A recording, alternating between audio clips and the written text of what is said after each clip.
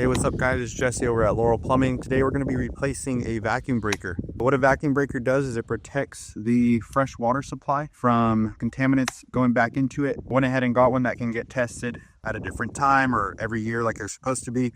This one currently does not have test ports, which is okay. We're going to get one that does have test ports. The reason we're doing this in the first place is because this very large property that sits on a few acres is experiencing about a gallon of water loss when nothing's being used. And we were able to isolate most of the property. However, the one thing we could not isolate was going to be this, because these valves are completely stuck. Based off the look and the age of this, it has obviously some wear and tear that we see. And so the best bet in this case is, instead of just trying to replace these 1.5-inch ball valves, we're just going to replace the whole vacuum breaker. We're going to go ahead and get started on that. First things first, we're going to shut the water off to the whole property. Here's going to be the homeowner's meter. As you can see, there's 0.3 gallons that is being wasted. This smart meter will tell you exactly how much. So if you look here, it's going to go ahead and go up by itself. No water's being used. And then it'll go ahead and change to the 0.3. What we're going to do over here on this end is we're going to go ahead and shut this off. So this is going to be our main shut off. So we're just going to grab that and turn just like that.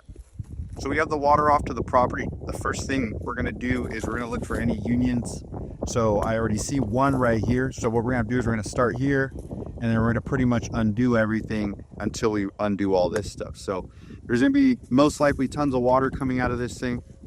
So I'm going to go ahead and just get up here and start doing it. We are at the lowest point here.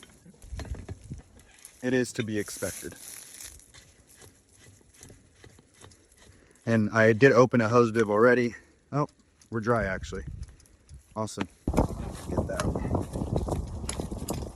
Because this is all one piece here, we're going to go back with all new stuff. We're going to go ahead and unspin here, and that'll unspin our whole vacuum breaker. So we got the nice 24-inch pipe wrench. This thing's massive. For reference, as you can see, this thing gets pulled out only a few times a year because of how big it is. We have some smaller ones here. These are 12-inch pipe wrenches. We're gonna get all this replaced. As you can see, those don't even close all the way. And so I'm gonna back this stationary pipe up here that comes from out of the ground, this pipe wrench. And then with this larger one, I'm gonna go ahead and loosen this.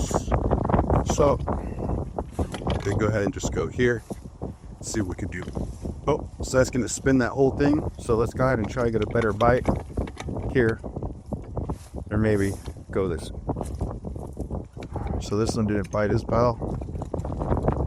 So let's go ahead and go there. There we go.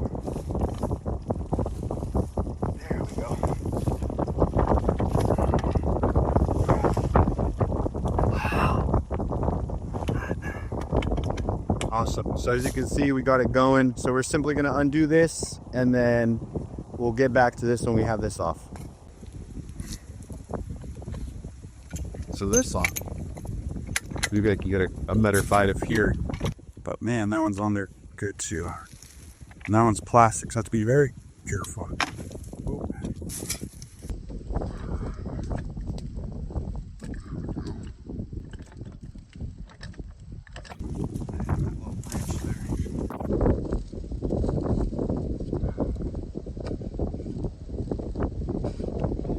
All right, so here's the old one. So as you can see,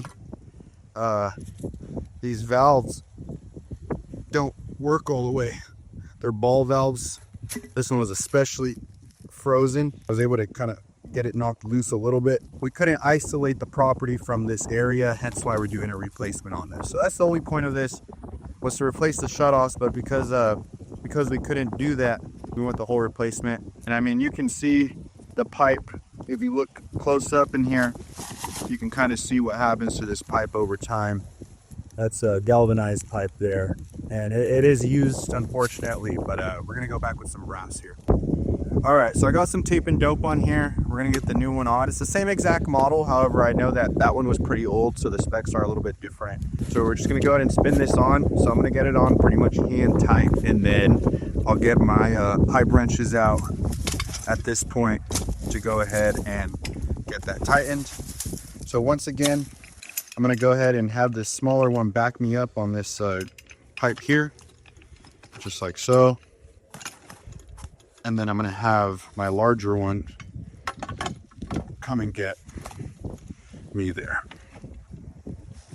And I could go there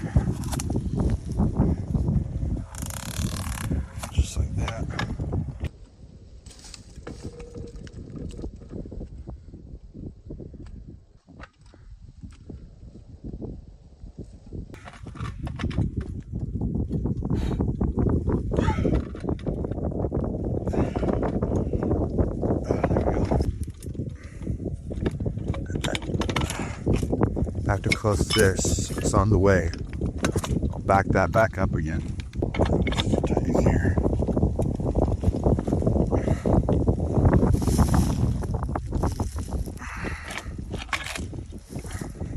All right, so if you see, got some brand new valves here, new vacuum breaker. Get this all cleaned up here, and it'll be good to go. Get that tested. And that's it.